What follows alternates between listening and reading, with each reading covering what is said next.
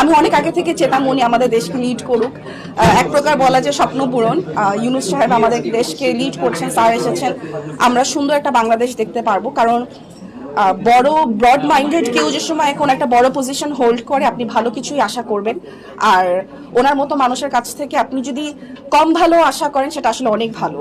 তো খুবই আশাবাদী আমি দেশকে নিয়ে, খুবই আশাবাদী। আমি এখন যে বলছেন আমার গুজবাম্পস হচ্ছে, কারণ আমি আসলে জানি ও আমার পাশে ছিল যে কি অবস্থা থেকে গিয়েছে, কত উপর মহল থেকে কল এসেছে, কত সুন্দর ভাষায় থ্রেট এসেছে, কিন্তু সেগুলা যখন আমি প্রচুর কান্নাকাটি করেছি, কারণ আমার আসলে ওই সব, তারপরেও আমাকে বুঝিয়ে ও খুব এই জিনিসগুলো ও কি কাজ করে না করে এগুলো কখনো ও মিডিয়ায় বলে না।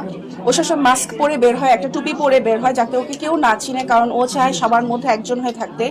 ওকে নিয়ে লাফালাফি হবে, ওকে নিয়ে নিউজ হবে, বা আপনারা যারা ওকে শাহবাগে দেখেছেন অনেক